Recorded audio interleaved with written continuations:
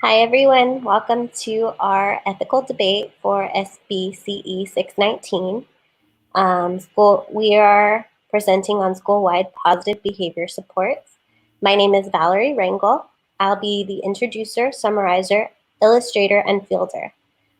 On the pro side, we have Erin Monahan. She will be presenting in support of school-wide positive behavior support. We have Raquel Patton on the con side in support of zero tolerance policies in schools. The type of debate you will see today is an informal debate, which will present more conversational with each side giving concise information. The main topic that we will be presenting is the primary use of zero tolerance in schools ethical?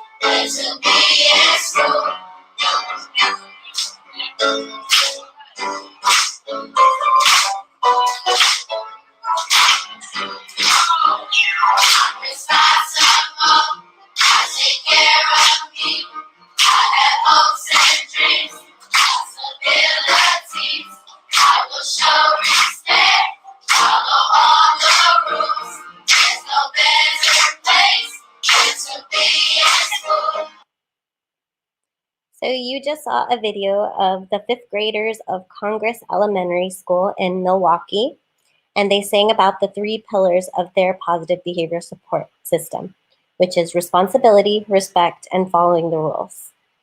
So a little background information on school-wide positive behavior support. It is a systematic approach that allows for schools to support student behavior using a more behavior analytical approach, as opposed to zero tolerance policies resulting in expulsion or suspension. School-wide positive behavior support consists of a three-tiered approach. Three tiers ranging from the whole student body, smaller groups, and individuals that require an individualized support plan. Wiener et al. 2018 and Ethics Code 1.101A is reliance on scientific knowledge. What is zero tolerance? Zero tolerance is the most widely implemented and scrutinized school discipline method in the United States. A zero tolerance policy assigns explicit and predetermined punishment to specific violations of school rules, regardless of the situation or context of the behavior. In many cases, punishment for the violation under the policy is severe and results in suspension or expulsion from that school. Burkina Faso and COVID 2016. So a summary of what each of the sides will present is the pro side believes school-wide positive behavioral supports provide a more ethical way to address problem behaviors in a school setting. School-wide positive behavior support preemptively addresses problem behaviors by reinforcing socially appropriate behaviors, such as on-task behaviors, punctuality, and respect for staff and peers. The con side, zero tolerance, believes it's necessary to keep students and faculty safe when individuals are presenting with extreme or aggressive behaviors, such as self-harm or intent to hurt others. It is necessary to keep schools a safe place for students to learn and build meaningful relationships with their peers and educators. Zero tolerance policy, when used, is effective and protects educators as well as the student bodies and fosters a safe environment conducive to learning.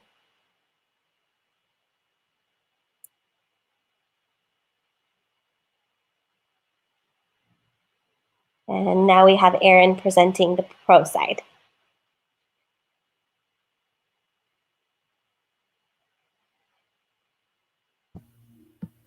Before we go over the information surrounding school-wide positive behavior supports and some of the research that has supported it.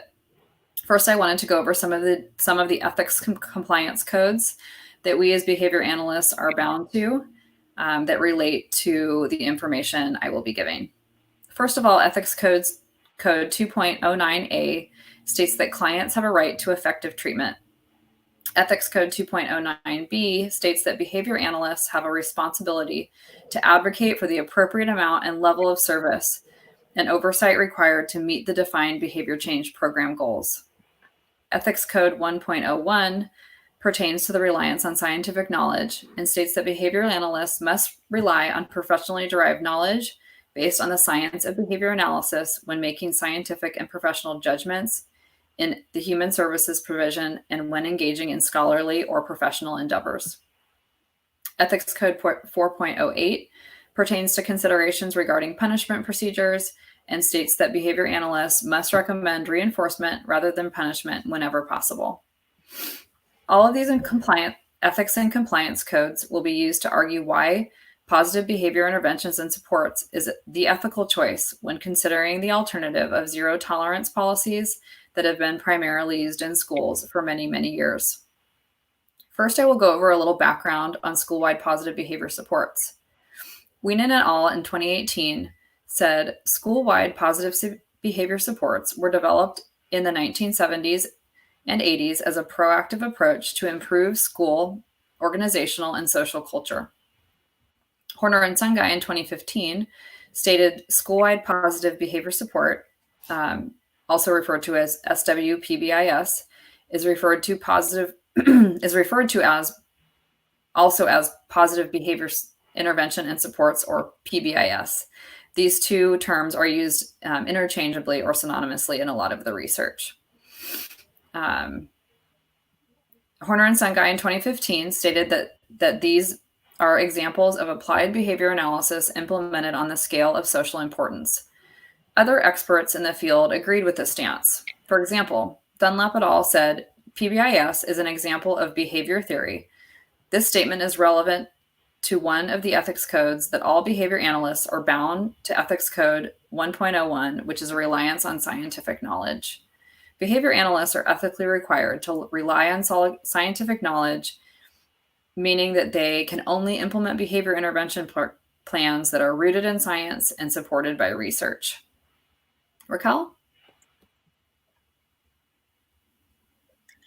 Yes, so what to expect from zero tolerance policies?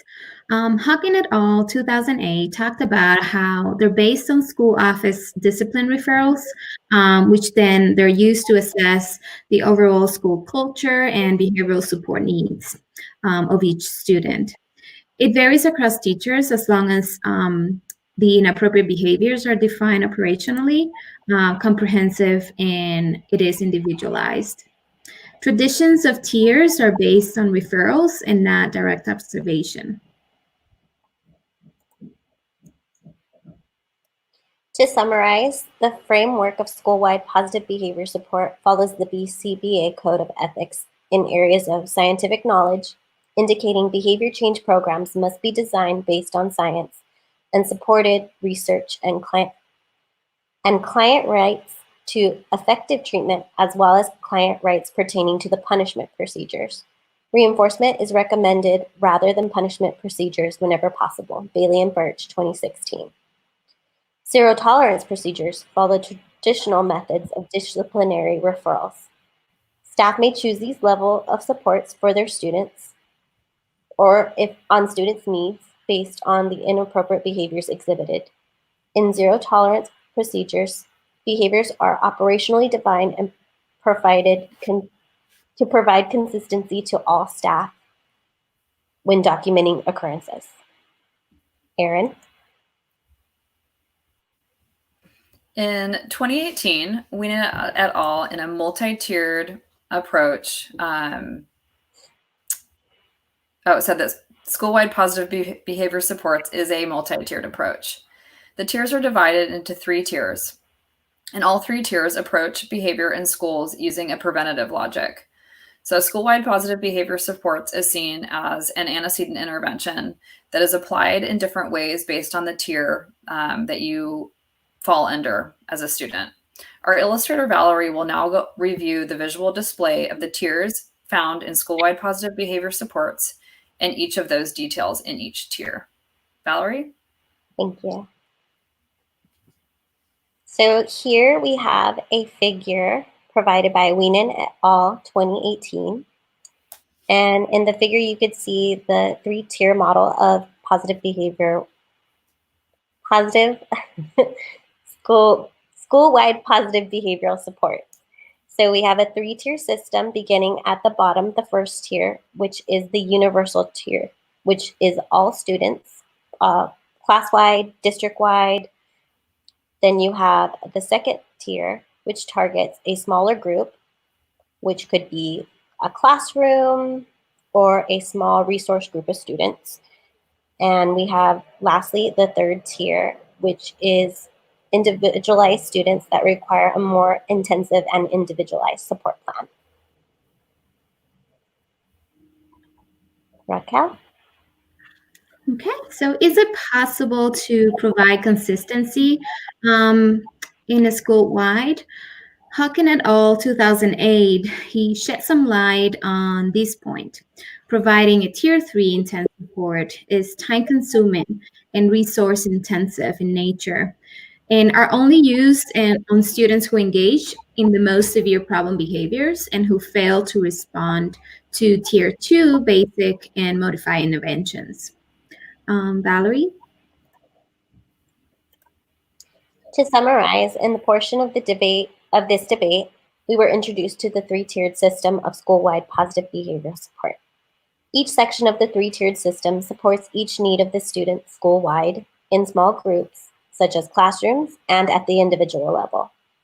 Opposing argument begs the argument whether school-wide positive behavior supports can be implemented universally on the school-wide level, or whether extensive training with staff may not be cost-effective or time-consuming. In a study by Wienen et al., the researchers followed students for 3 years in a Dutch school. The study was the first of its kind to look at the impact of school-wide positive behavior supports, and especially at teachers' perception of those problem behaviors seen in children in the classroom. The results of the study were small. They did have increases in pro-social behavior, but the study and report on it did identify reasons that the impact may have been small.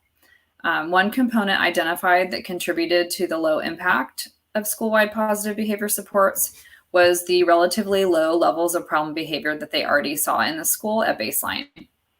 Therefore, they had a very small window of improvement possibilities at that school. There are, however, many other case studies highlighting the success of school-wide positive behavior supports.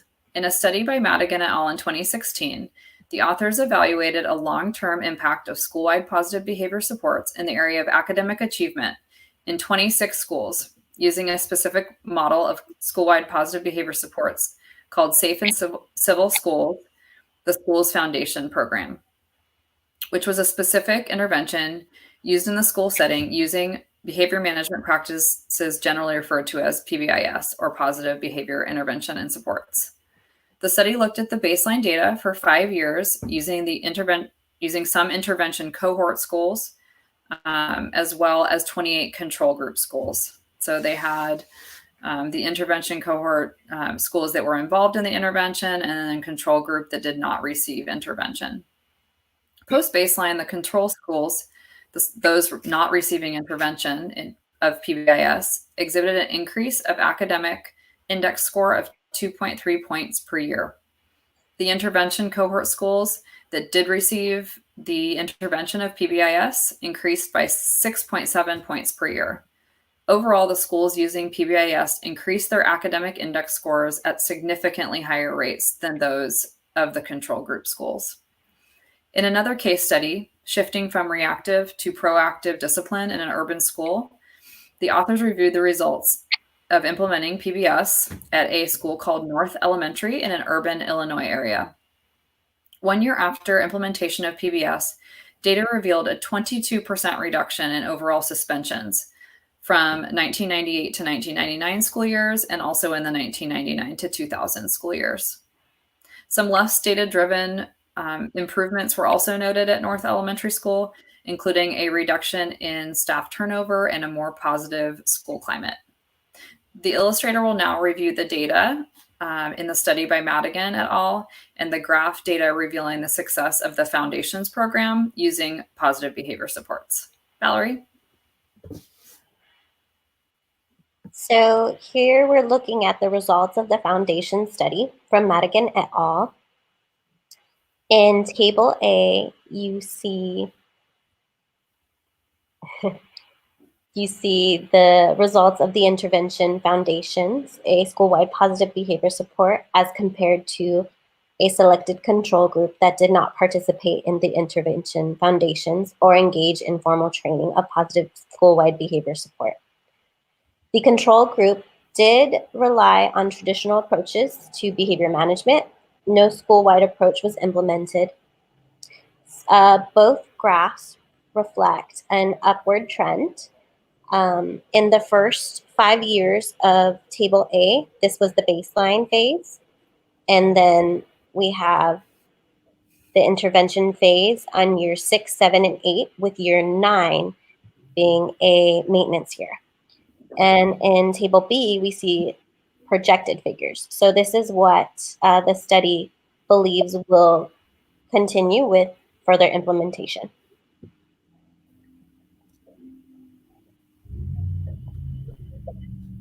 Okay, so Fink 2020 stated that changes began in the late 1980s and quickly began gaining momentum, fueled in large part by rising rates of juvenile arrest for violent crimes in a climate in which young people were increasingly seen as dangerous. So, feeling the pressure to do something, Congress applied the rhetoric and intention of tough on crime laws to school environments and passed the Gun Free School Act in 1994. Zero tolerance policies grew out of the Gun Free School Zones Act of 1994, which required districts to expel students who bring a weapon to school for no less than 1 year. However, the act narrowly defined weapon, and for instance, knife were not included, and given school leeway to modify the punishment on a case-by-case basis. It wasn't until 2011, though, when the Department of Justice launched the Supportive School Discipline Initiative, which started to educate administrators and teachers about alternative discipline. They included restorative justice and multi-tier behavioral health programs, which are designed to help kids improve their behavior while keeping them in school. An example of this was taken from the New York City schools, in which suspensions increased 130% between 2002 and 2010. The minority and disabled kids are 2 to 3 times more likely to be suspended or expelled. At least once in 2009 and 2010, 7% of public schools students were suspended. Moreover, Jefferson 2015 analyzed zero tolerance as defined by the NYPD, whom characterized it by the non-negotiable aggressive enforcement of petty crimes through sweeps, saturation patrols, massive roundups, and large-scale expulsions of undesirable people. Valerie? We have reviewed a case study by Madigan et al. 2016, which indicated with the use of school-wide positive behavioral support, regardless of formal training, an increase in academics and student compliance was observed over a span of 4 years. Opposing arguments have stated zero-tolerance policies keep students as well as staff safe in the event that extreme inappropriate behaviors, such as aggression, or consistent threats on the lives of students and staff occur. Zero tolerance was created to maintain a weapon-free zone in schools. If a student is not found in compliance of maintaining a weapon-free zone, they will be expelled. The method of expulsion has not necessarily increased the compliance of the academic state of students within the public school system. Going back to some of Raquel's points, I do agree with your points about zero tolerance and its failure in our public schools. I have found very similar research that highlight these points. The following points are also closely related to several ethics codes and specifically relate to why school-wide positive behavior supports is ethical to use in schools. Some of these ethics codes include 2.09a, clients having a right to effective treatment, and 4.08, that behavior analysts recommend reinforcement whenever possible rather than punishment. And they King, Brown, Trone, Fratello, Dafferdine, and Kapoor in 2013 noted that zero tolerance policies have been a failure in public schools time and time again. In this article, they reviewed a lot of the data regarding its failure. When investigating the effects of zero tolerance policies, the authors reviewed their effects on students, that is the zero tolerance effect on students, and cited several empirically validated research. King and Brown state the culture of discipline has changed profoundly over the past 25 years, and in many cases has become much more formal and rigid, with severe punishment being applied more broadly and without any consideration for the case-by-case basis of or any regard to the context of the situation. Beginning in the 1980s, zero tolerance policies began to take hold. And in 1994, the Gun-Free Schools Act was mandated by Congress. As a result, a massive increase in high school suspensions and expulsions were seen. And from 1973 to 2010, the rates of high school students being suspended or expelled from school increased by 40%. This is in direct violation of Ethics Code 4.08, which states again that behavior analysts recommend reinforcement rather than punishment whenever possible. To further this point, the zero tolerance practices are unethical. The article by Brown dove into the data that back why these policies are not effective and contribute to poor overall outcomes for students throughout their lives. King and Brown in 2013 noted the results of one study done in Texas by the Council of State Government and Public Policy Research. In the study, students entering the 7th grade at several Texas schools were tracked for a total of 6 years. They found that 60% of those students were suspended or expelled at some point in middle school or high school. The majority of the times, these exclusionary methods, meaning expulsion or suspension, were used for simple violations and were not ever meant to be mandated by zero tolerance. It is only ethical to implement interventions that are effective, that keep kids safe, and that foster an environment that is conducive to learning. Zero tolerance policies have not done this. They have broadened the scope of their use and are not being implemented the way they were meant to be implemented in the first place. As noted in 2013 by King and Brown, no research on zero tolerance has demonstrated that these policies make kids safer and make schools more orderly. Raquel?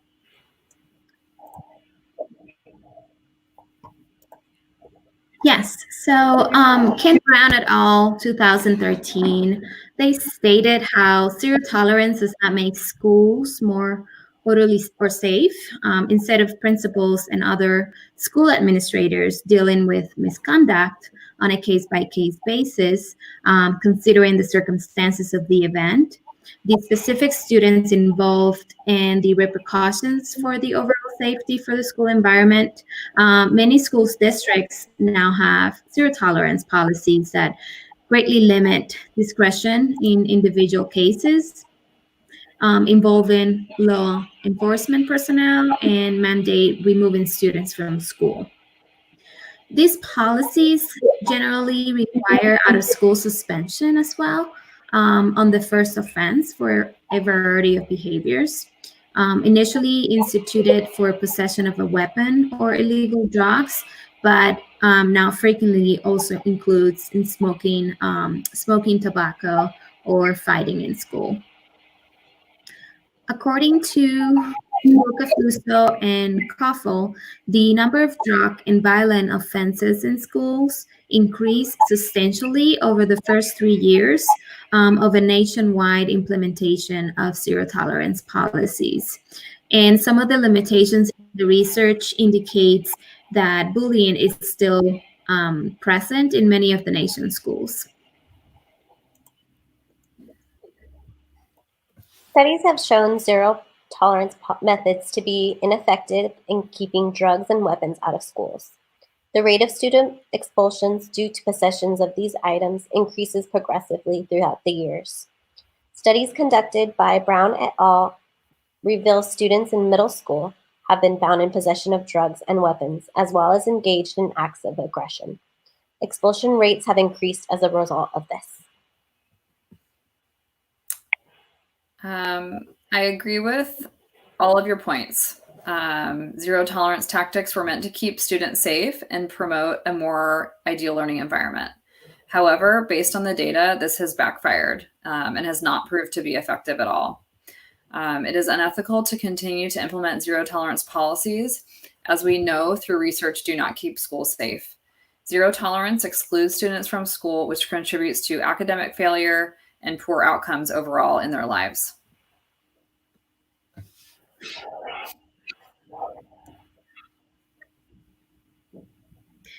Well, Hawken et al. 2008 pointed out some drawbacks from school-wide positive behavior support. They will require staff training for consistency in delivery and data, especially at the Tier 3 level, in which expertise from people familiar in the field of applied behavior analysis should be consulted. In addition, in order to conduct a functional behavior assessment, a BCBA must determine the function of behaviors, develop an implementation plan, train staff in how to implement it, collect data, and monitor implementation. So therefore, maintaining treatment fidelity in order to achieve intended outcomes can be more challenging. There's also little evidence-based resources on how to train personnel in order to effectively use the resources obtained from an FBA. Additional costs due to training and spending for reinforcers is time-consuming. Although effective, individualized consulting and development of plans range between 10 to 23 hours per student, so not accounting for school personnel during implementation of the intervention. Something else to take a look at is the buy-in of administrative leadership. So oftentimes this requires a lot of effort from the leadership team to conduct an FBA to provide this level of support without consulting expertise on these type of services. Is it a reliable source to only account for school-wide positive behavior support? So Reynolds and Showitz 2009 studied the consistency in the effect sizes reported in research studies, and its use is small compared to school sizes, indicating a stronger treatment fidelity.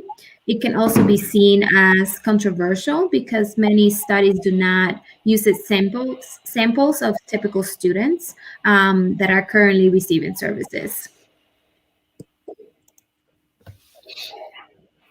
Zero tolerance policies were designed to keep students and staff safe to promote a safe environment conducive to learning. Pro school-wide positive behavior support believes it is unethical to continue with a method that consistently shows no progress. It was also mentioned that methods of expulsion negatively affect academics as students are not allowed to attend classes. Opposing argument reviews the consistency when developing school-wide positive behavior support plans. There is concern with consistency in training and implementation. There is little to no literature available providing institutions with techniques and strategies to implement school-wide positive behavioral support consistently and effectively.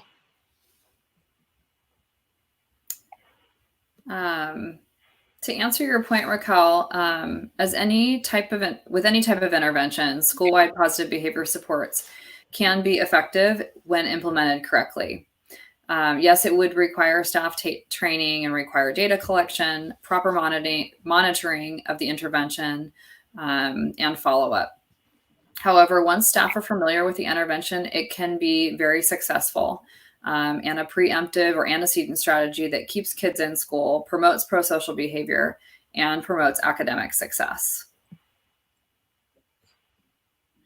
Well, these are valid points. However, how does zero tolerance apply to children with other diagnoses, such as autism, who engage in attention or escape maintain behaviors? So, for example, the child hits another student and he gets suspended. Child skips a day off from school and has to spend time at home. Is this intervention effective? How are we supporting the student? Pro-positive behavior support stresses the value of added cost and time to implement school-wide positive behavior support plans effectively. School-wide positive behavior supports may also be a way to help students with autism and other intellectual disabilities that have unfairly been subject to zero tolerance policies, regardless of their learning profile and diagnosis. Yes, I agree with your points, Raquel, that this is exactly why zero tolerance does not work. It does not take into account the context of the situation, the diagnosis of the learner, or any of the contexts involved, or the needs of the individual. As for kids with more individualized needs, the support tiers outlined in school-wide positive behavior supports model would take into account the needs for further assessment and support. Those in need of more individualized support would receive that, as is outlined in the tiers of school-wide positive behavior supports.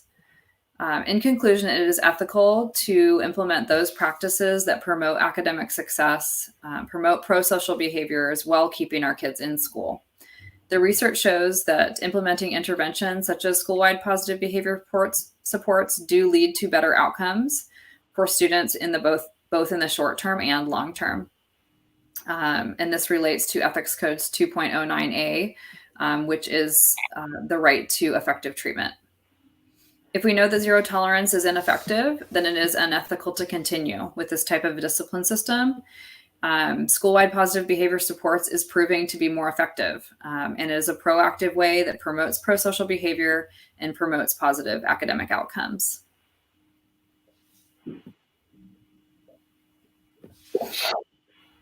Yes. To summarize, the implementation of zero tolerance policies is widespread, despite a lack of research evidence that such policies are indeed effective.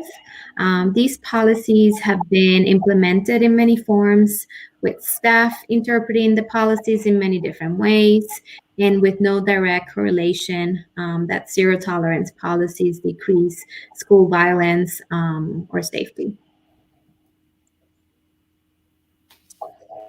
So thank you to both sides. We are now going to open up the floor for any questions. First question, how do both sides of the intervention come together and function as a whole to provide support? School-wide positive behavior supports can be used as a preventative measure. It prevents unsafe and aggressive behaviors. So expectations are set in a preemptive way. So students are made aware of their expectations, what is expected in the classroom, and what is expected in the school as a whole. When these measures are exhausted, I can understand when the criteria or the punishment used in zero tolerance would be necessary for certain case scenarios.